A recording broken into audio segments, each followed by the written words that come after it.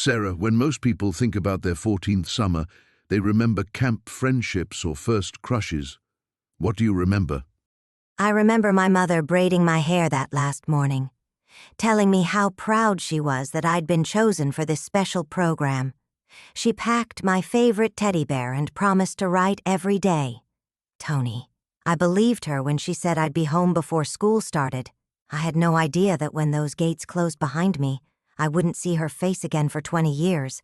I didn't know that within a week they'd burn that teddy bear and tell me my family was dead to me now. That innocent 14-year-old girl who got in that van thinking she was going to learn arts and crafts and make friendship bracelets. She died that summer. What made you finally realize that some people who went into those back buildings never came back out? Before we jump back in, tell us where you're tuning in from, and if this story touches you, make sure you're subscribed, because tomorrow I've saved something extra special for you. Before we dive deeper into what happened at that place, Sarah, I think our listeners need to understand who you were before any of this began.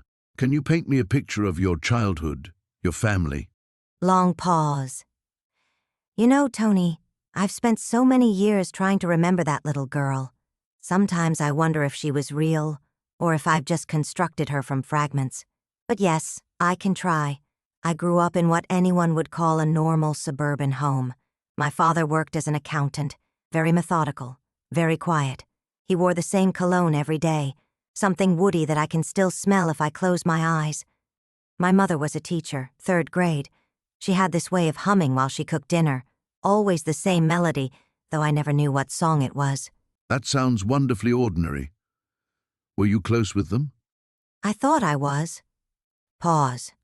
We had Sunday dinners where my father would carve the roast, and my mother would ask about my week at school.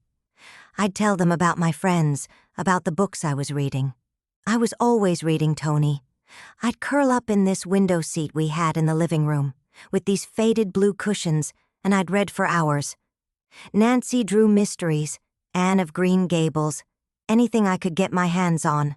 What kind of student were you? Eager to please. I brought home report cards full of A's because I wanted to see that look in my parents' eyes, you know, that pride. I played violin in the school orchestra, not because I loved music particularly, but because it seemed like something a good daughter should do. I was in the Honor Society, helped organize the school's charity drive.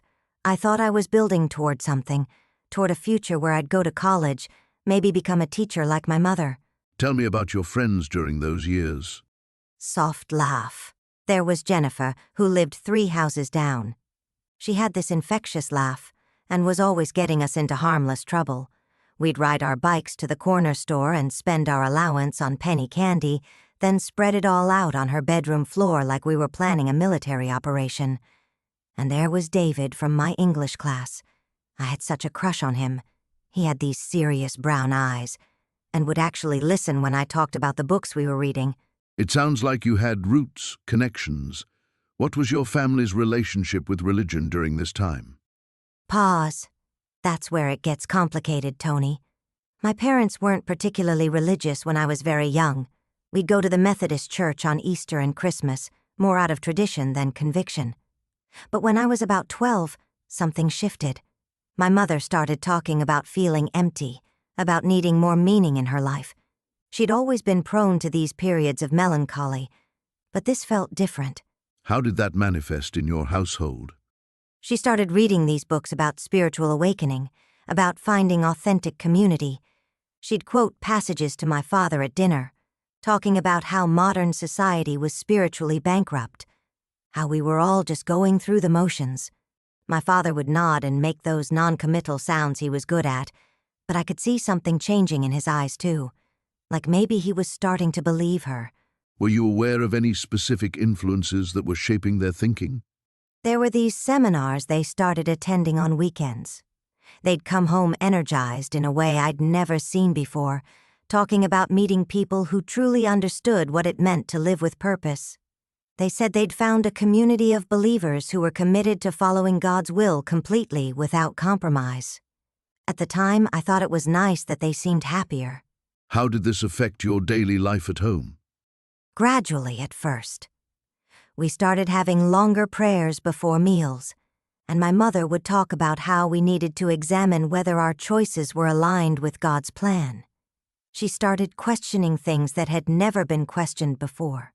Why I needed so many books, whether my friendships were spiritually beneficial, if school was teaching me the right values. That must have been confusing for a young teenager. I was 14, Tony. I thought I understood the world, you know. I thought adults had things figured out, especially my parents. So when they started talking about this community they'd found, about people who lived according to higher principles, I was curious. They described it like this beautiful place where families could focus on what really mattered without all the distractions of modern life. Did you meet any of these community members before you went there? A few times. They'd come to our house for these informal gatherings my parents started hosting. I remember this woman named Rebecca who had this serene smile and spoke very softly about how much peace she'd found. And there was a man, older, who seemed to be some kind of leader. He had this way of making you feel like he was really seeing you, really listening. He'd ask me about my dreams, my fears, and somehow make it feel like a conversation about God's plan for my life. Looking back now, how do you interpret those interactions? Long pause. They were interviews, Tony. Auditions. They were determining whether I'd be compliant, whether I'd be easy to mold. But at the time, I felt special. Here were adults who seemed to think I was mature enough to discuss spiritual matters, who treated me like my thoughts and feelings mattered. When you're 14 and feeling a bit lost, that attention can be intoxicating. What was your understanding when your parents told you about going away for the summer? They presented it as this incredible opportunity. A summer camp, essentially, but one focused on spiritual growth and community service. They said I'd be with other young people who were serious about their faith, that I'd learn skills and participate in meaningful work. They talked about gardens and workshops, about learning to live more simply and purposefully. Did any part of you have reservations? Some. I'd miss Jennifer, miss my books, miss the familiarity of home. But my parents were so enthusiastic, and they'd been so much happier since they'd found this community. I trusted them completely. When they said this experience would help me grow into the person God intended me to be, I believed them. I wanted to be that person. Can you walk me through that last morning at home? Pause. Voice becoming quieter. I remember my mother making my favorite breakfast, blueberry pancakes with real maple syrup. She kept touching my hair, smoothing it down in this gentle way she had. My father was loading my suitcase into the car, and I remember thinking how small it looked. I'd packed my favorite books, some photos of my friends, a few special things from my room. What was the mood like during that drive? Excited, but with this undercurrent of something I couldn't name. My parents kept talking about how proud they were of me, how this was the beginning of something wonderful. But there was also this quality to their voices, like they were trying to convince themselves as much as me. The drive was longer than I expected. We went through farmland I'd never seen before, past small towns that seemed to exist in a different era. Do you remember arriving at the place itself? The first thing that struck me was how isolated it felt. We'd been driving on this winding dirt road for what seemed like forever, and then suddenly these buildings appeared, nestled in a valley surrounded by dense woods. It looked peaceful, almost picturesque. There were gardens and what appeared to be workshops, people moving around with a sense of purpose. How did your parents behave during the handover? Long pause. That's what I call it now. The handover. At the time, it felt like any normal goodbye. There were hugs and promises to write, reminders to be respectful and work hard. But thinking back, there was something final about it. My mother cried, but she said it was because she was so proud of me for taking this step towards spiritual maturity. When did you first sense that something wasn't quite right? Not immediately. The first few days felt like what they'd promised. Structured activities, communal meals, discussions about faith and purpose. But gradually, I started noticing things. The way certain questions weren't really answered, how requests to call home were deflected with talk about focusing on the present moment. How the older residents had this particular way of speaking, like they were all reading from the same script. What about the other young people who were there? That's what started to worry me most, Tony. Some had been there for months, and they had that same quality as the adults. Like their personalities had been smoothed down, made uniform. They'd talk about their old lives with this kind of detached sadness, as if they were describing someone else's story. When I'd ask about going home, they'd look at me with something that might have been pity. Were you able to maintain contact with your parents initially? Letters. I could write letters, but they had to be approved first. I'd pour my heart out onto paper, trying to explain that something felt wrong, that I wanted to come home, but somehow those letters never seemed to make it out. The ones that were sent were these cheerful, generic updates about how much I was learning and growing. I realized later that they weren't really my words at all. Sarah, I have to ask, at what point did you understand that you weren't going home at the end of the summer? Very long pause. August 31st, Tony. I remember the exact date because I'd been counting down the days. I approached one of the supervisors and asked about arrangements for pickup, and she looked at me with this patient smile and said that I was exactly where I needed to be, that my parents understood I was on a spiritual journey that couldn't be interrupted by arbitrary timelines. That's when I knew. Sarah, I want to take our listeners back to those first few weeks at what you thought was going to be a summer camp. Can you describe what the place actually looked like when you arrived? Long pause. You know, Tony, it's funny how memory works. I can still smell the pine trees from that first day. The compound was nestled in this valley, completely surrounded by dense forest. Beautiful, really. There were these log cabins scattered around a central building they called the Assembly Hall. Everything looked so rustic and peaceful, like something out of a wilderness brochure.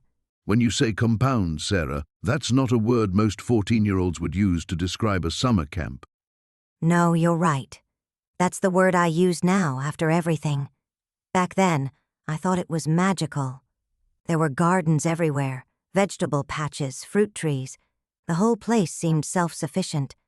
I remember thinking how different it was from our suburban neighborhood. My parents had told me it was a special Christian youth program, very exclusive. I felt chosen. Tell me about the other people there. What did you notice about the community in those early days? The adults all had this serene quality about them. They spoke softly, moved deliberately. Everyone wore simple clothes, mostly earth tones. The women kept their hair long and often braided. The men were clean-shaven, very neat. There was something almost ethereal about the way they carried themselves, like they possessed some secret knowledge the rest of the world didn't have. And the other young people? Were there others your age? Oh yes, maybe 30 or 40 kids ranging from about 10 to 18. What struck me immediately was how well-behaved they all were. No pushing, no loud voices, no complaints about the food or the sleeping arrangements. They welcomed me with these gentle smiles and spoke about feeling blessed to be there. I'd never encountered teenagers like that before. That must have been quite an adjustment for a typical 14-year-old. Soft laugh. I was actually relieved, Tony. I'd been struggling in school, feeling awkward and out of place. Here was this community where everyone seemed to have found their purpose.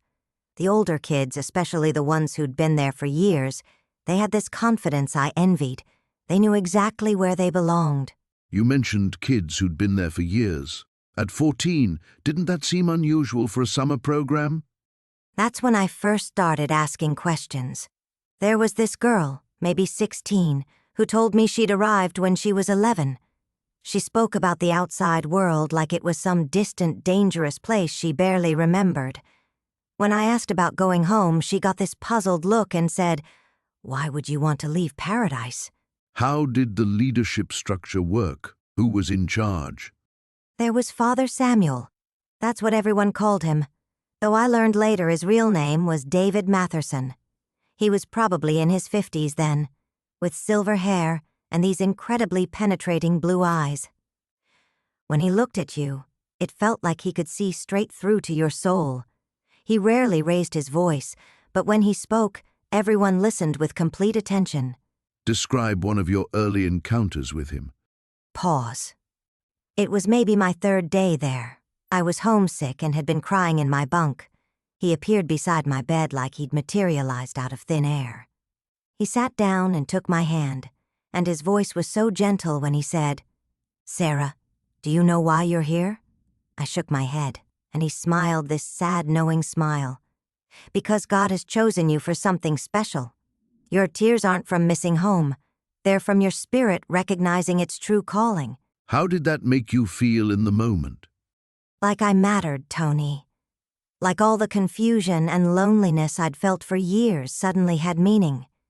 He told me that most people spend their whole lives searching for purpose, but I'd been brought there young enough to avoid the world's corruption.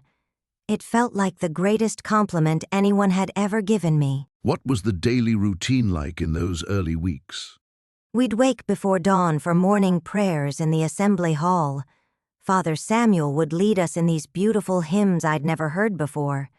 Then breakfast together, everyone sitting family style at long wooden tables.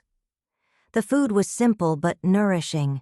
Fresh bread, vegetables from the gardens, milk from their own goats. Everything tasted pure, if that makes sense. And after breakfast? The day was divided between work, study, and spiritual instruction. The younger kids tended the animals or helped in the gardens. Older ones did construction, maintenance, food preparation. But it never felt like chores, because everyone contributed so willingly. There was this sense that we were building something sacred together. What about contact with your parents? When did you first try to reach them? Long pause. That's where things started feeling strange, though I didn't recognize it as strange at the time. When I asked about calling home after the first week, Mother Ruth, she was Father Samuel's wife, she explained that communication with the outside world interfered with the spiritual purification process. She said my parents knew I was safe and learning important lessons about faith. Did that explanation satisfy you? I wanted it to, Tony. By then I was so invested in being part of something special that I pushed down the uncomfortable feelings. Mother Ruth had this way of making doubt seem like a personal failing. She'd say things like, "Sarah, when you feel that pull toward the old world, that's not love you're feeling.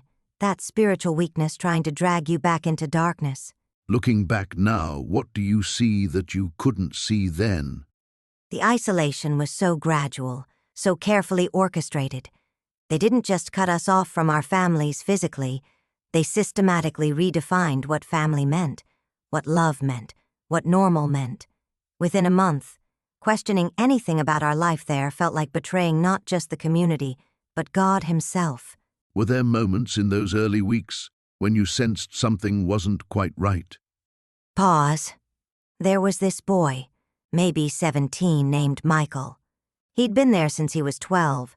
Sometimes I'd catch him staring at the tree line with this expression I couldn't understand then. Once he told me he used to dream about riding his bicycle around his old neighborhood, but the dreams were getting fainter. He said it like losing those memories was a good thing, but his eyes looked so empty when he said it. What happened to Michael? Very long pause. He disappeared about 6 weeks after I arrived. One morning his bunk was empty. When I asked where he'd gone, Mother Ruth said he'd been chosen for advanced spiritual training at another location. Everyone congratulated him, said how blessed he was. But Tony, I never saw him again, and over the years I came to understand that Michael's kind of disappearance wasn't unusual at all. That must have been terrifying to realize. The truly terrifying part was how long it took me to realize anything was wrong. By the time I understood what had really happened to Michael and others like him, I'd already been there for years, and by then, escape seemed impossible. Sarah, I want to take our listeners back to those first weeks at what you thought was going to be summer camp. Can you paint a picture of what that place actually looked like when you arrived? Long pause. Tony, you have to understand, when you're 14 and you've been expecting cabins and a lake and maybe some arts and crafts, what I saw was almost magical at first.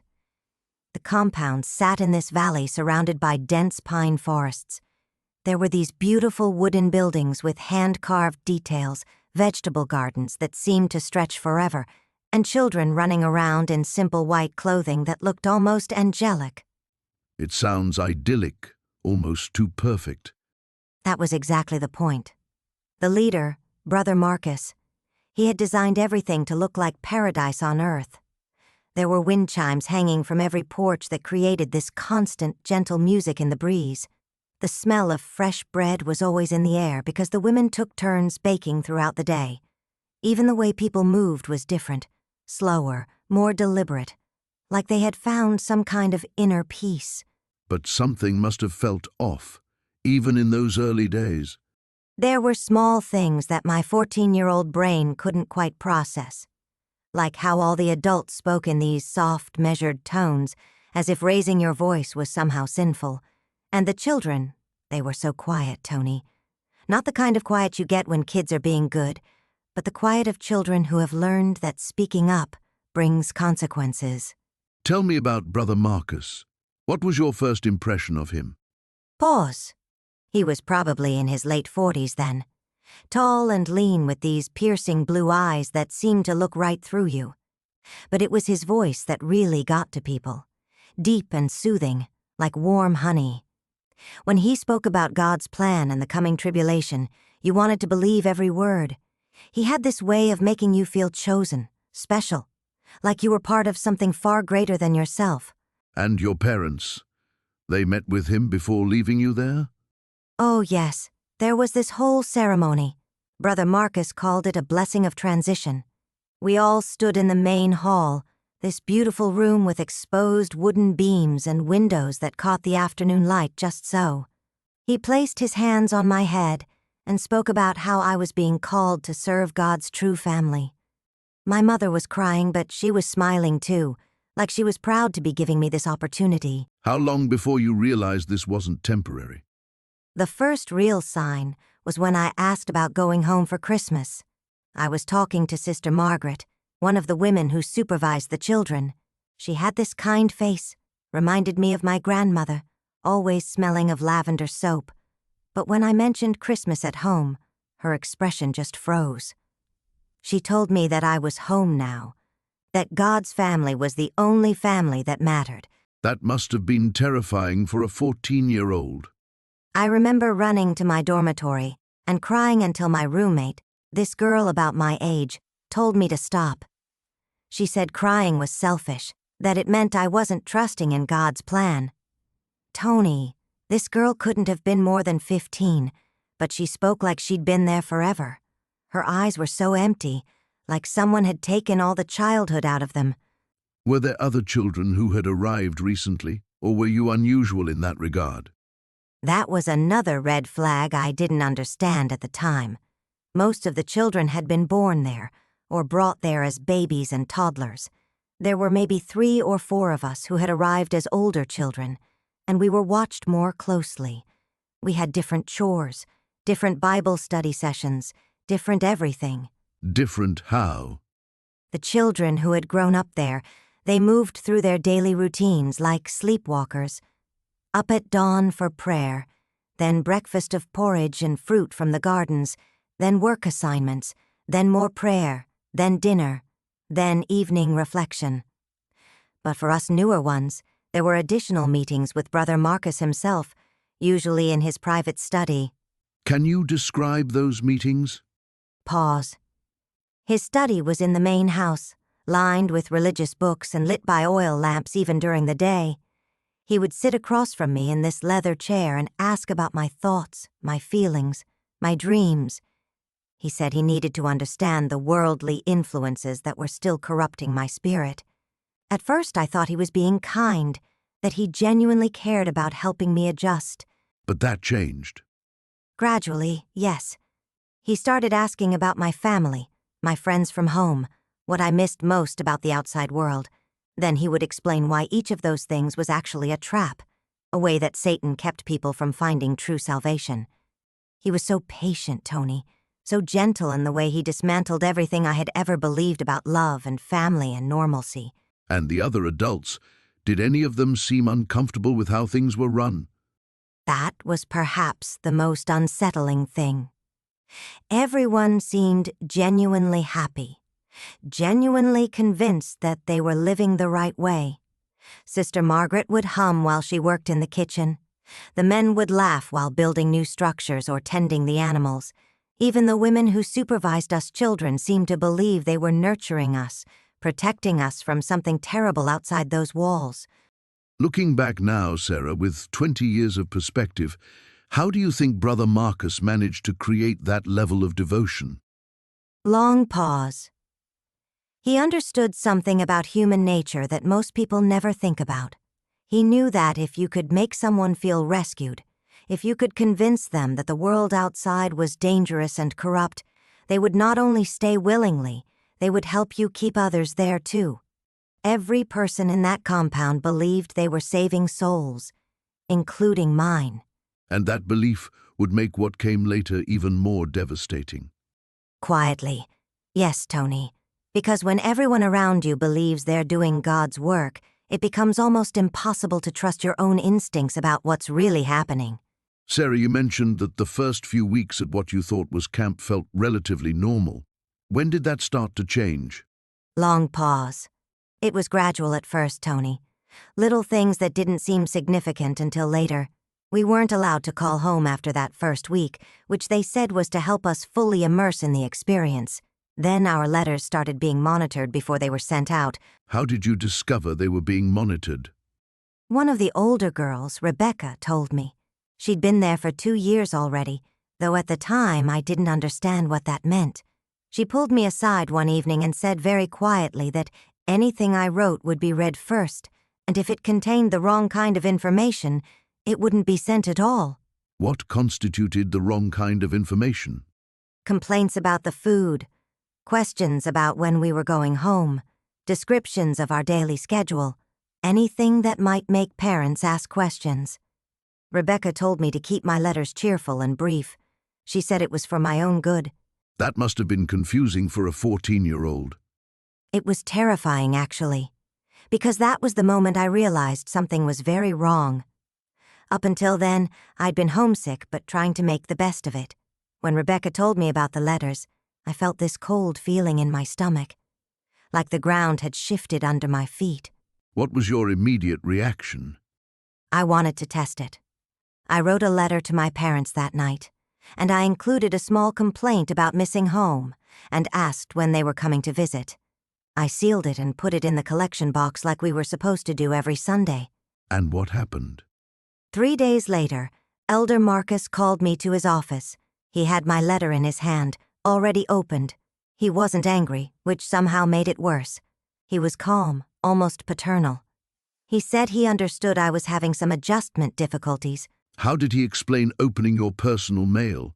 He said that as my spiritual guardian, it was his responsibility to ensure I was receiving proper guidance in all aspects of my life, including my communications with the outside world.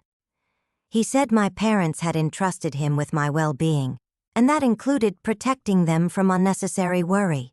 Did that explanation satisfy you at the time? No, Tony. Even at 14, I knew it was wrong. But I was starting to understand that expressing that knowledge would only make things more difficult for me. So I nodded and apologized for being ungrateful. You apologized to him? I was scared. This man had my letter to my parents, and I was beginning to realize he had complete control over whether they heard from me at all. He rewrote the letter right there in front of me, keeping only the cheerful parts and adding phrases about how much I was learning and growing spiritually. How did that make you feel, watching him rewrite your words? Like I was disappearing, like my actual thoughts and feelings didn't matter anymore. He handed me the new letter to copy over in my handwriting, and I did it. I copied his version and threw away my real one.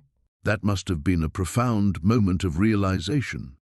It was the moment I understood I was trapped, even if I couldn't fully comprehend what that meant yet. When I got back to my dormitory that night, I was shaking. Rebecca saw how upset I was and sat with me. What did Rebecca tell you? She said the most important thing was not to fight them directly. She said she'd seen what happened to girls who tried to rebel openly and it never ended well. She told me to be smart, to observe, to learn their rules and follow them until I could figure out something better. Did she elaborate on what happened to the girls who rebelled? She said they were sent away for additional spiritual counseling. Some came back different, quieter. Others never came back at all. The official explanation was always that their families had decided on private tutoring or that they'd been placed with other relatives. Did you believe those explanations? Rebecca didn't, and her doubt became my doubt. She'd been there long enough to notice patterns. Girls who asked too many questions about going home, who tried to contact their families directly, who questioned the teachings too openly. They would gradually be isolated from the rest of us, given different schedules, different meals, different sleeping arrangements. That sounds like a systematic process. It was, Tony. Looking back, I can see how calculated it all was. They had a whole system for dealing with what they called spiritual resistance. And once you were identified as resistant, your options became very limited very quickly. How did this knowledge change your behavior? I became two different people. There was the Sarah who attended their services, who participated in their study groups, who smiled and nodded and expressed gratitude for their guidance. And then there was the real Sarah, who was quietly cataloging every inconsistency, every locked door, every adult conversation that stopped when we walked by. You were 14 years old, essentially conducting surveillance. I was trying to survive. Rebecca had given me a roadmap for that, even if neither of us fully understood where it was leading. The hardest part was pretending to be grateful when every day I understood more clearly that I was a prisoner. When did you realize this wasn't going to be a temporary situation? Pause, when September came and went without any mention of the school year or going home. When I asked Elder Marcus about it, he smiled and said my real education was just beginning. That's when I knew, Tony. That's when I knew I might never see my parents again. Sarah, you mentioned that for the first few months at the compound, things felt almost normal. When did that start to change? Long pause. It was gradual at first, little things that didn't quite sit right. But the real turning point came about 4 months in, during what they called a purification ceremony. Can you tell me what happened during that ceremony? We were all gathered in the main hall. Everyone from the compound, maybe 60 people total. Elder Marcus stood at the front with this wooden box I'd never seen before. He said the community had been blessed with a revelation, that some among us had been chosen for a higher purpose. How did you feel hearing those words? Honestly, Tony, part of me felt excited. I was still 14, still hoping this place might offer something special. But there was this heaviness in the room, this tension I couldn't name. The adults looked scared. Scared how? Their faces were blank, but their hands were shaking. Parents were holding their children tighter. Mrs. Henderson, who ran the kitchen, she was crying silently. I remember thinking that was strange because she always seemed so strong. What did Elder Marcus do with the box? He opened it very slowly, very ceremoniously. Inside were these small wooden tokens, each with a name carved into it. He explained that these were the names of community members who had been called to serve in the inner circle. The inner circle? A group that would live separately from the rest of us, he said. They would dedicate themselves completely to spiritual preparation. No contact with family members who weren't chosen. No participation in regular community activities. It was supposed to be an honor. But it didn't feel like an honor to you. The first name he called was Jenny Morrison. She was 16, had been there about a year longer than me. When she heard her name, she went completely white. Her mother let out this sound, Tony. Not quite a scream, not quite a sob, something in between. How did Jenny react? She stood up like she was in a trance. Her whole body was trembling. She walked to the front of the hall, and I could see tears streaming down her face. But she didn't say a word. None of them did. None of them? He called 12 names that night. Men, women, teenagers. Each one walked to the front with that same terrified obedience.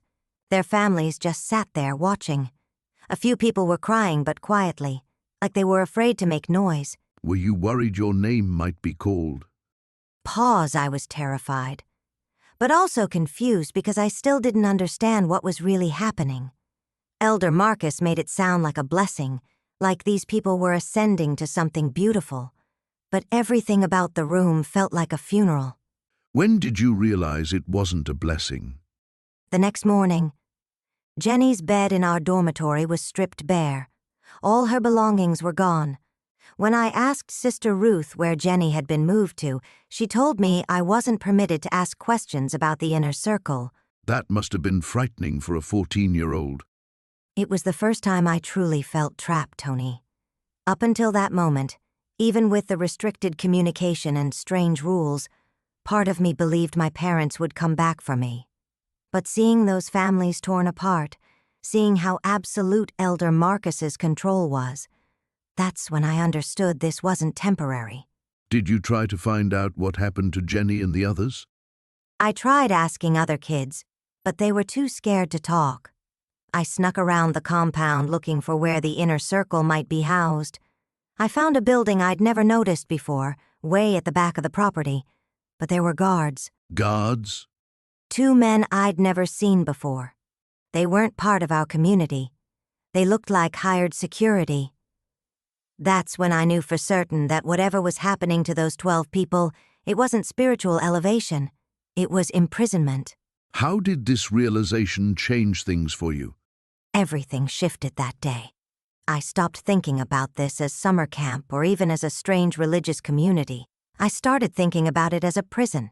And I began watching Elder Marcus differently, listening to his words for what they really meant instead of what they seemed to mean. That's a profound shift for someone so young.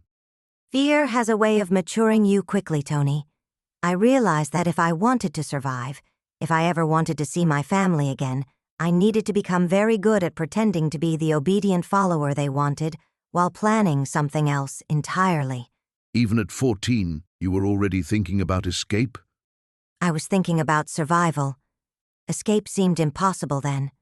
But survival? That felt like something I could maybe manage, one day at a time. Sarah, I want to understand how people adapted to this environment. You mentioned that some seem to embrace it more readily than others. Pause. That's something that haunted me for years, Tony. Watching how differently people responded to what was happening to us. Some of the adults who'd been there longest, they'd become almost like extensions of the leadership, completely transformed from whoever they used to be. When you say transformed, what did that look like day to day? There was this woman, Sister Margaret. I learned later she'd been a school principal before coming to the community. She had this way of watching us constantly, reporting everything back to the elders. But what disturbed me most was how genuine her devotion seemed. She wasn't pretending.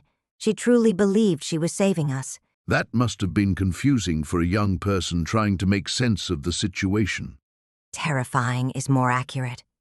Because if someone like her, someone who'd had a whole life outside, could become so completely absorbed into their system, what did that say about the rest of us? What did it say about me? Did you see yourself changing during those early years? Long pause, yes. And that's the part that's hardest to admit, even now. There were periods where I found myself wanting their approval, where following the rules felt easier than fighting, where I started to question if maybe my parents really had sent me there because I needed to be fixed. Those feelings make perfect sense given what you were experiencing. How did you recognize what was happening to you? It was the disappearances that snapped me back. Every few months, someone would just be gone. At morning assembly, Elder Thomas would announce that so-and-so had moved on to serve in another capacity or had chosen to go deeper into spiritual retreat. But their belongings would still be in their rooms. Their work assignments would just get redistributed. The other residents accepted these explanations? Most did. Or at least, they acted like they did. But I started noticing patterns. The people who disappeared were often the ones asking questions, or the ones who'd been talking about family members on the outside, or sometimes the ones who seemed to be getting too close to other residents. Too close in what way? Any kind of personal connection was discouraged. They called it avoiding earthly attachments. But Tony, humans need connection. We need to care about each other. Some people would develop friendships despite the rules, sometimes romantic feelings, even though that was strictly forbidden. And those people would disappear? Not immediately. That's what made it so insidious. First, there would be additional counseling sessions, more intensive spiritual guidance.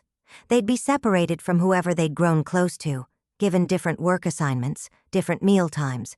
Then, if that didn't work, they'd vanish. How did this affect your own relationships within the community? I became very careful, very isolated. I watched people I might have become friends with, just trying to survive day to day. There was this young man, David, who'd arrived around the same time I had. He was maybe 16, 17. We'd sometimes catch each other's eyes during meals or work time, and I could see he was struggling like I was. I wanted to. God, Tony, there were nights I lay awake thinking about how much easier it would be if we could just talk honestly with each other, share what we were really thinking. But I'd seen what happened to people who formed those connections. What happened to David? Pause. He lasted about 3 years, longer than some. He'd started leaving little notes in places where he thought I might find them. Nothing romantic, just human contact. Things like stay strong or remember who you are. I should have told him to stop, but those notes were the only thing keeping me sane. And then he disappeared?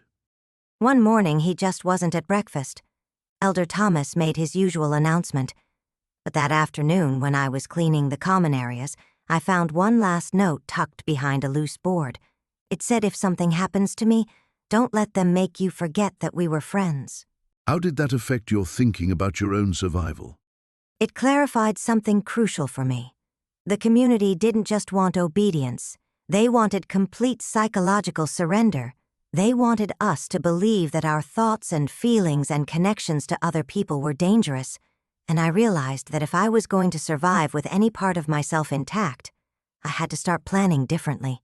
What did that mean practically? It meant learning to be two people, the compliant resident they wanted to see, and the real me that I kept hidden.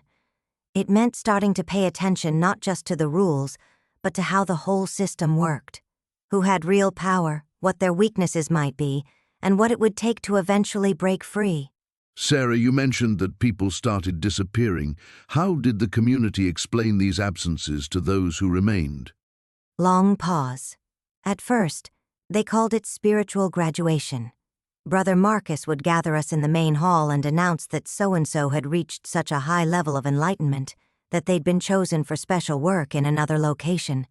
We were supposed to celebrate. Did you believe that initially? I wanted to. God, Tony, I was still just a teenager trying to make sense of everything. When my bunkmate Rebecca disappeared, after asking too many questions about contacting her family, they said she'd been selected for advanced ministry training. They made it sound like an honor. But something changed your perspective. It was gradual. You start noticing patterns when you're trapped in the same place day after day. The people who graduated were always the ones who'd been caught breaking rules or expressing doubts. Never the truly devoted ones. Never Brother Marcus's inner circle. How did this realization affect you personally? Pause. It made me understand that survival meant becoming invisible. I watched other young people my age start questioning things, start pushing boundaries, and then, pause, they'd be gone within weeks. That must have created an enormous psychological burden. The worst part was the guilt, Tony. There was this girl, Maria, maybe 16 or 17. She'd been there since she was 12. Like me. She started talking about her little brother back home, wondering if he missed her, started asking when she could visit. What happened to her? I could have warned her, could have told her to stop asking, stop drawing attention. But I was so terrified of being associated with her questions that I avoided her completely. 2 weeks later, Brother Marcus announced her spiritual graduation. You were protecting yourself. Was I? Or was I becoming complicit in their system? Pause, that's something I still wrestle with, even now. How many people could I have helped if I'd been braver? It sounds like the community was deliberately creating an atmosphere where self-preservation overrode helping others. Exactly. They isolated us from each other emotionally, even while keeping us physically together. You learned not to get too attached because attachments made you vulnerable. They made you ask questions. Did you ever consider that you might be next? Every single day. I developed what I called my gray person strategy. Never the best at anything, never the worst. Never asked questions during teachings but always nodded like I understood. I memorized their responses to everything. That sounds exhausting. It was like performing a role 24 hours a day. Even in my sleep, I was afraid I might talk and reveal my real thoughts. I trained myself to wake up if I started dreaming about home. When did you realize this couldn't continue indefinitely? There was a moment. I'd been there about 6 years by then, so I was 20. They brought in a new group of kids, and I saw this girl who couldn't have been more than 13. She had this brightness in her eyes, this hope, and I realized I was looking at who I used to be. That must have been painful. I caught my reflection in the window later that day, Tony. I looked like a ghost, hollow, and I understood that this girl would either end up like me or she'd start asking questions and disappear. Those were the only 2 options the community offered. Is that when you started planning your escape? Not yet. That realization was still too overwhelming, but it planted something. This tiny seed of rebellion that I had to be very, very careful not to let show. How did you manage that internal conflict? I started keeping a mental journal. Every night, I'd review the day and remember it as honestly as possible, not through their interpretation. I'd remember what real food tasted like, what my mother's laugh sounded like, what it felt like to choose what to wear. You were preserving your authentic self. I was trying to. Some days I worried there wasn't enough left to preserve, but I kept that mental journal like it was a lifeline, because I was beginning to understand that if I ever found a way out, I'd need to remember who I really was. That's incredibly strong, Sarah. It didn't feel strong. It felt like drowning in slow motion. But I suppose even drowning people keep fighting to breathe. Sarah, I want to take us back to something you mentioned earlier about watching people disappear. You said that's what ultimately drove you to plan your escape. Can you help me understand what those disappearances looked like from the inside? Long pause. That's the part that still haunts me, Tony. Because for years, I convinced myself there were innocent explanations. When someone would just stop showing up to meals or prayer sessions, the leadership would say they'd been called to serve at another location, or that they'd chosen to leave because they couldn't handle the spiritual commitment. You believed that initially? I wanted to believe it. When you're living in that environment, questioning the official story feels like questioning God himself. But around my 7th or 8th year there, I started noticing patterns. It was always the people who asked too many questions, or who seemed restless, or who talked about missing their old lives. What changed your perspective? There was a woman named Rebecca. She'd been there longer than me, maybe 12 years total. She had this way of humming old songs from the radio while she worked in the kitchen, little things that reminded her of the outside world. One day she started asking me about my memories of home, whether I ever thought about what my parents were doing.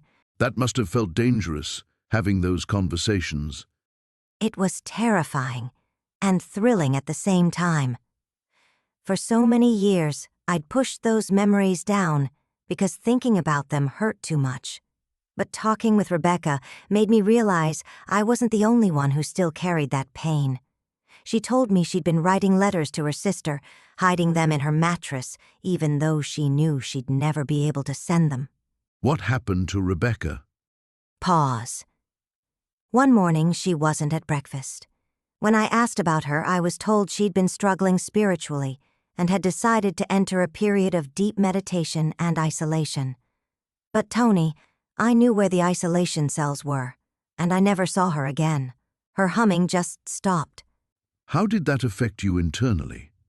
It broke something open in me that I'd been trying to keep sealed. I realized I'd been living in denial about what this place really was. I started paying attention differently, watching for signs I'd been trained to ignore. What kinds of signs? The way certain people would become withdrawn before they disappeared, like they were being psychologically broken down first. The fact that it was always the ones who maintained some connection to their past selves. And the way the leadership would get this particular look when someone asked about the missing people. Not anger, but something colder, calculation. That must have been a lonely realization. The loneliness was crushing, Tony. Because once you see the truth, you can't unsee it, but you also can't talk about it with anyone. I became hyper-aware of my own behavior, trying to appear completely compliant while my mind was racing with questions and plans. When did you start thinking concretely about escape? It was gradual. At first, I just wanted to understand the layout better, figure out where people were being taken. I volunteered for more work duties so I could move around different parts of the compound. I memorized guard rotations, delivery schedules, anything that might be useful. How long did this observation period last? About 2 years. I had to be incredibly patient because I knew I'd only get one chance. If they caught me trying to leave, I'd disappear just like Rebecca and the others. But during those 2 years, I watched 3 more people vanish. Each time made my resolve stronger. What was the emotional toll of that waiting period? Voice softening. I felt like I was betraying everyone I was leaving behind. There was this girl, maybe 19 or 20, who reminded me of myself when I first arrived. Still had hope in her eyes. Still believed she could earn her way back to her family through faith and obedience. I wanted to warn her, but I knew that would compromise everything. That's an impossible moral position to be in. It still keeps me up at night, Tony, wondering what happened to her, to all of them, whether my escape made things worse for the people who stayed, whether I could have found a way to help more than just myself. Have you been able to work through that guilt? I've tried. Therapy has helped me understand that survival isn't selfish, that I couldn't save anyone if I was dead or disappeared myself, but understanding something intellectually and feeling it emotionally are different things. What do you think Rebecca would say to you now? Long pause. I think she'd tell me that getting out was the only way to eventually help the others. That telling this story, making people aware of what happens in these places, is a way of honoring everyone who didn't make it out. Speaking of making people aware, what do you want listeners to understand about how these disappearances were normalized within the community? They were presented as spiritual failures, not crimes. When someone vanished, the rest of us were told it was because their faith wasn't strong enough, or they'd been corrupted by worldly desires. It made everyone else try even harder to prove their devotion, to avoid the same fate. So the disappearances actually strengthened the control mechanism. Exactly. Fear is an incredibly powerful tool when it's wrapped in religious language. We weren't told to be afraid. We were told to be grateful we were still worthy of salvation. The missing people became cautionary tales rather than victims. How did you maintain hope during those final years of planning? I held on to small things. The memory of Rebecca's humming. A bird I could see from one of the workrooms that reminded me there was life beyond those walls. I started reciting my real name to myself every night, along with my parents' names and our old address. Anything to keep my original identity alive. What role did your childhood memories play in sustaining you? They became my anchor to reality.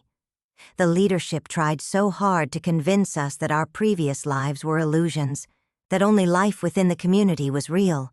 But I could still taste my mother's cooking, still feel the sun on my face from summer days before camp. Those sensory memories couldn't be taken away, no matter how much they tried to rewrite my history. When you finally decided the time was right to make your move, what were you feeling? Terror and determination in equal measure. I knew I might die trying, but I also knew I was already dying slowly where I was. At least an escape attempt would be a choice I made for myself, the first real choice I'd had in 20 years. Looking back, do you think the person who escaped was still the same 14-year-old who arrived, or someone completely different? Pause. That's something I'm still figuring out, Tony. Parts of that girl survived, but she's wrapped in layers of survival and trauma that changed everything about how I see the world. Some days I mourn for who I might have become if none of this had happened. Other days I'm amazed by the strength that girl found to keep going. We're going to take a short break, and when we come back, I want to hear about the night you put your escape plan into action. Sarah, I want to ask you about something that might be difficult. You mentioned people disappearing. Can you walk me through what that actually looked like? Long pause. The first time I really noticed, I'd been there maybe 3 years. There was a woman named Margaret who worked in the kitchens. She asked too many questions about the outside world, about her family. One morning, she just wasn't there anymore. What did the leadership tell you when people asked about her? Brother Samuel gathered us all together and said she'd been called to serve at another community. That she'd been blessed with a special mission. At 17, I believed it. I wanted to believe it. When did that belief start to crack? When I turned 25. There was a young man, maybe 19, who tried to climb the fence one night. They caught him and brought him back. Brother Samuel made an example of him in front of everyone. Said his spirit was corrupted, that he needed intensive purification. What did that mean? We never saw him again either. But this time, no one mentioned another community or a special mission. They just said his name during evening prayers for 3 nights, then stopped, like he'd never existed. How did you reconcile that in your mind? Pause. I think that's when I started keeping 2 sets of memories, Tony. The ones I was supposed to have, where everyone who left was blessed and chosen. And the real ones, where I started counting how many people vanished after asking the wrong questions or challenging the rules. You were protecting yourself psychologically. I had to. Because once I started really seeing the pattern, I realized I could be next. Every time someone got too curious about their old life, or talked about leaving, or even just seemed unhappy for too long, gone. Did you ever witness anything directly? Something that made it impossible to maintain that double consciousness? Very quiet, yes. When I was 28, I was working late in the administrative building, filing community reports. I heard voices from Brother Samuel's office, arguing. What did you hear? It was James, a man who'd been asking to see his elderly mother. He'd been told she was sick, maybe dying, and he wanted permission to visit her. Brother Samuel was telling him that his attachment to worldly family was preventing his spiritual growth. You listened? I crept closer to the door. James was crying, begging. He said he'd do anything, follow any rule, but please could he just see his mother one last time. And Brother Samuel's voice got very cold. He said James had made his choice, that he was no longer welcome in their sacred community. What happened then? I heard chairs scraping, movement. I ran back to my desk and pretended to work, but I saw them through the window maybe 10 minutes later. Brother Samuel and 2 other men, walking James toward the woods. James looked broken, defeated. Did you see him again? Never. And when people asked, Brother Samuel said James had chosen to return to the corrupted world, that we should pray for his lost soul. But Tony, I saw his belongings burned the next day. His clothes, his Bible, his letters, everything. That must have been terrifying. It was the moment I truly understood what kind of place I was trapped in. That leaving wasn't really an option. That the only way out was the way James went out. How did you live with that knowledge? I became very, very careful. I stopped asking questions entirely. I smiled and nodded and became the perfect community member. But inside, I was documenting everything. Every disappearance, every inconsistency in their stories. You were building a case in your mind. More than that, I was keeping those people alive somehow, remembering their real names, their stories, their dreams. Margaret wanted to see her grandchildren. James missed his mother. There was a teenage girl who loved to draw. They all became part of my secret history. That's an enormous burden to carry alone. It was, but it also became my purpose. Someone had to remember them as real people, not just as cautionary tales or examples of spiritual failure. Someone had to hold the truth. Did that sense of responsibility influence your eventual decision to escape? Absolutely. By the time I was 30, I wasn't just trying to save myself anymore. I was trying to save their memory, to make sure the world knew what really happened to all those people who just disappeared. You became their witness. Pause, yes. And that gave me strength I didn't know I had. When I finally made my plan to leave, I wasn't just fighting for my own freedom. I was fighting for all of them. Sarah, you've described years of isolation, the control, the disappearances. But I have to ask about something that's been weighing on me throughout our conversation. You mentioned your parents dropped you off at what you thought was summer camp. After 20 years inside, did you ever try to reach out to them? Long pause, Tony. That's where this story takes a turn that even I couldn't see coming for the longest time. What do you mean by that? About 15 years in, when I was working in the administrative building, I found files. Personnel records, correspondence, financial documents, things members weren't supposed to see. And you found something about your parents? I found everything about my parents. Letters, Tony. Dozens of them. All addressed to the community leadership, all signed by my mother and father. What kind of letters? Updates on my progress. Requests for reports about my spiritual development. And payments, Tony. Monthly payments for my care and housing, going back years. My parents weren't victims of some elaborate deception. They knew exactly where I was and what was happening. Pause. Sarah, are you saying your parents were part of this community? Not just part of it, they were founding members. Had been for years before I was born. That summer camp story? That was their way of transitioning me from the outside world into the community, without the trauma of knowing I'd never leave. How did you process that revelation? I didn't. Not at first. I remember sitting in that filing room, holding a letter from my mother, asking about my adaptation to the daily prayer schedule and whether I was showing proper submission to the elders. I thought I was going to be sick. That must have shattered everything you believed about your situation. It explained so much, though. Why I never received any letters from home. Why no one ever came looking for me. Why I seemed to adapt faster than some of the other young people who arrived. This wasn't a kidnapping, Tony. This was a family decision. Did you confront anyone about what you'd discovered? Not immediately, but it changed how I saw everything. Those other kids who disappeared, the ones I told you about, I started wondering how many of their families were involved too, how many parents were willing participants in their children's isolation. Was that discovery part of what motivated your escape plan? It was the turning point. Up until then, part of me held on to this fantasy that my parents were out there, searching for me, filing missing person reports, the idea that someday they'd find me and take me home. Learning the truth destroyed that hope, but it also freed me from it. How so? I realized I wasn't waiting to be rescued anymore. I wasn't a victim of circumstance.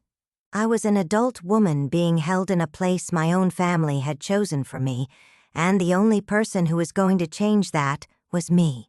Did you ever find records about the other families? Some. Not everyone's situation was like mine, but more than I'd expected. There were financial records showing payments from multiple families, correspondence about children's progress. It wasn't just an isolated cult preying on random victims, Tony. There was a whole network of believers who saw this place as the proper way to raise their children. That must have made you question everything about your identity. Everything.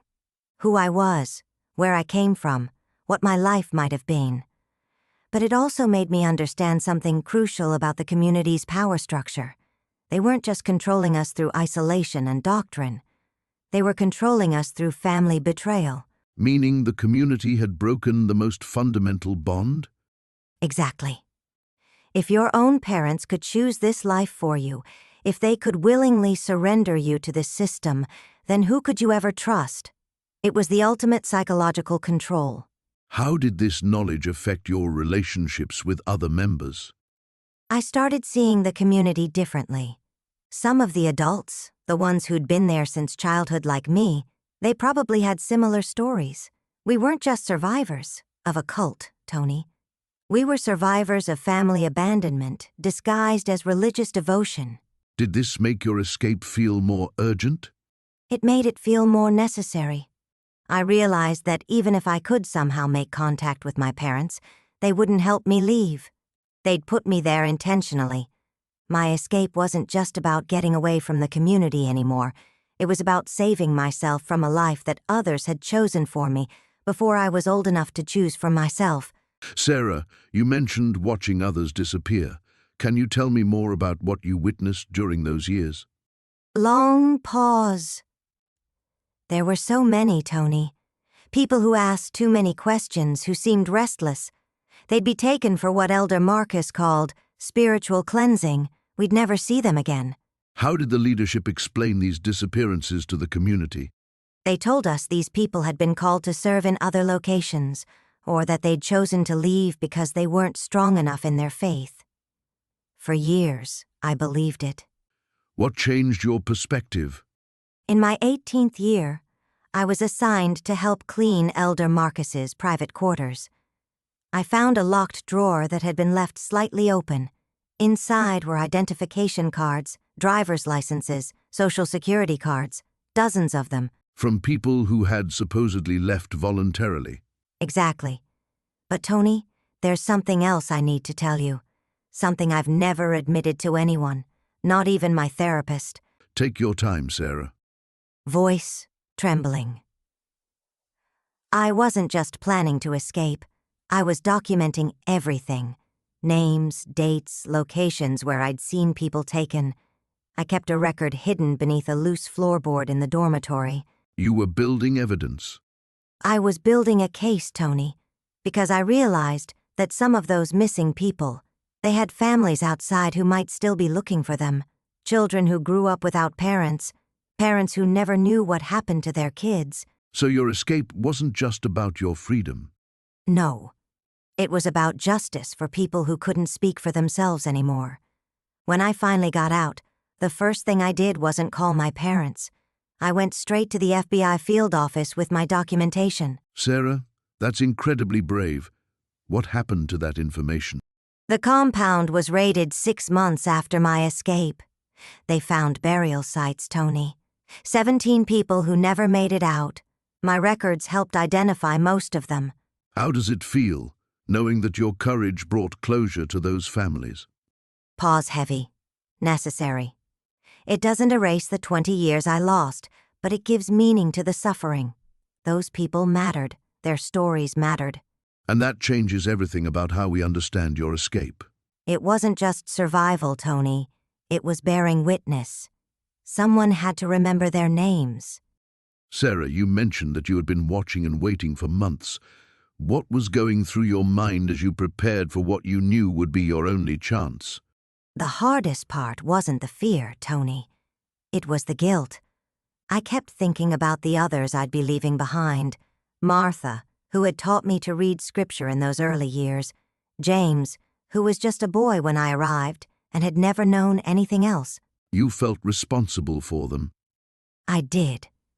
But I also knew that if I stayed any longer, I'd become like so many of the others who had simply disappeared. There was this woman, Helen, who had been there for 30 years. One day she started asking questions about her family on the outside, wondering if her mother was still alive. And what happened to Helen?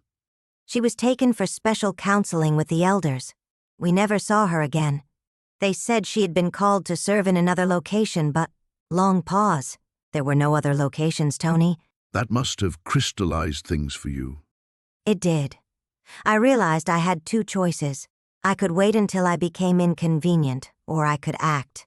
So I started paying closer attention to everything.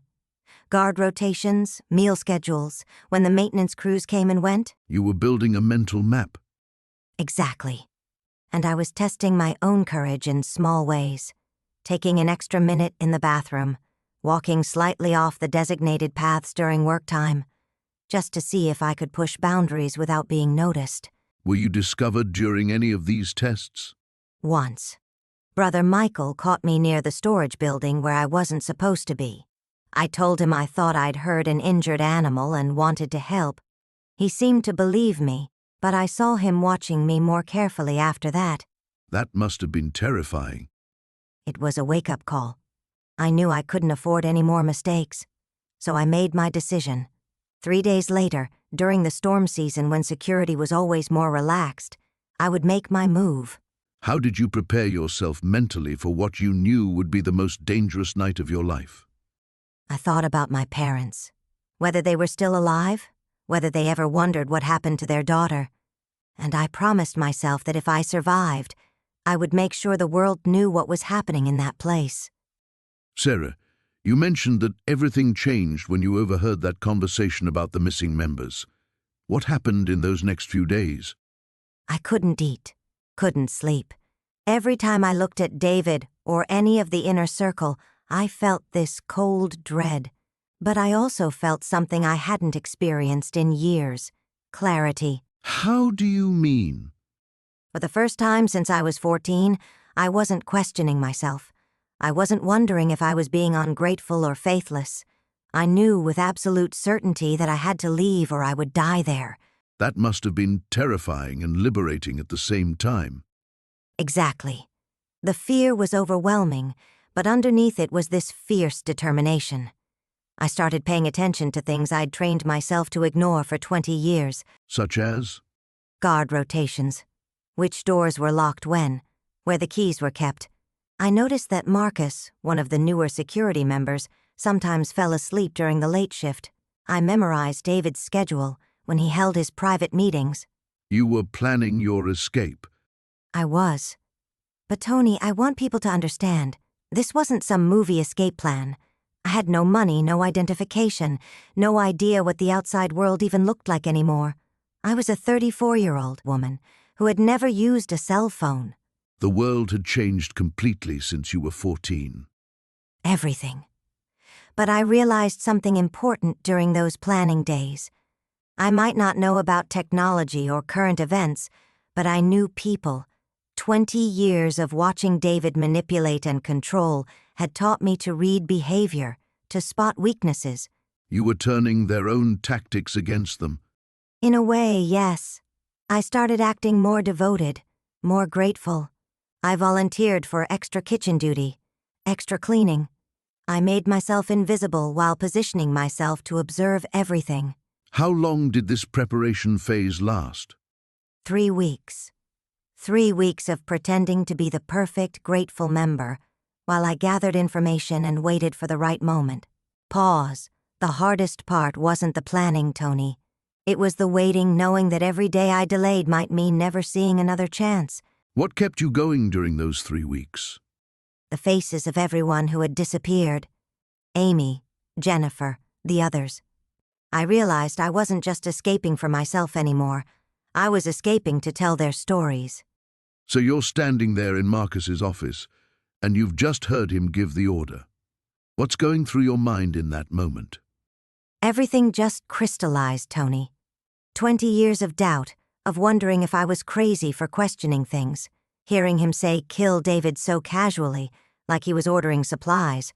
I knew I had maybe hours before they moved on him.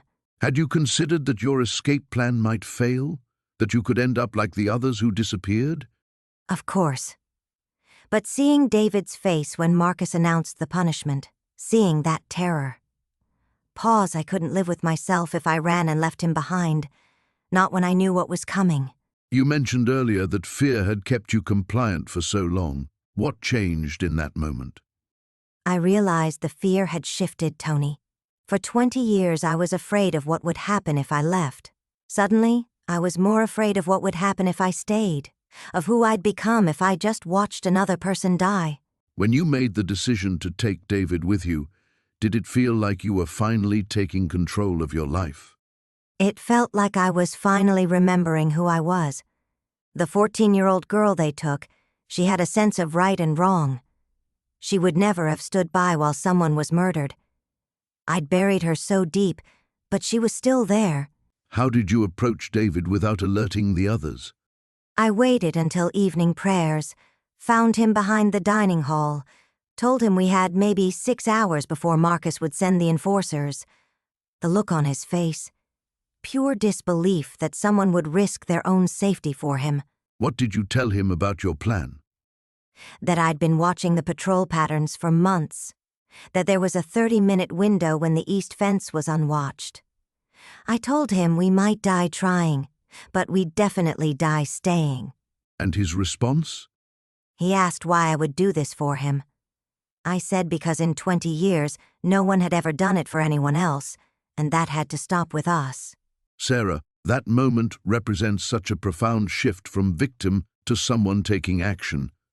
How did it feel to be making that choice? Terrifying. But for the first time in decades, the terror felt clean. I wasn't afraid of punishment anymore. I was afraid of failing to save us both. Sarah, you're standing there with the gun. Marcus is down and everyone's screaming. What went through your mind in that moment? Everything stopped, Tony. 20 years of fear, of watching people vanish, of being told I was nothing. It all crystallized into this single thought. I had a choice. A choice? For the first time since I was 14, I could choose my own path. Marcus had conditioned us to believe we were powerless, that leaving meant death. But holding that gun, I realized the real death was staying. How did you get the others to follow you out? I looked at them and said what I'd never been allowed to say. We're leaving. Right now. All of us. Some hesitated, but Emma stepped forward first. Then David. Once a few moved, the rest followed. After 2 decades of submission, you became their leader in that moment. Not their leader, Tony. Just someone who finally remembered she had a voice. Sometimes that's all people need to find their own. Sarah, as we wrap up today, I have to ask, what would you tell that 14-year-old girl who stepped off the bus 20 years ago? Long pause, that she was braver than she knew, that even in the darkest moments, something inside her kept burning. And what about people listening who might recognize warning signs in their own lives? Trust that voice in your head, Tony. The one that says something isn't right. I ignored mine for too long because I wanted to belong somewhere. You've rebuilt your life from nothing. What drives you now? Every morning I wake up and choose my own day. That's freedom most people take for granted. I don't. Any regrets about speaking out today? None.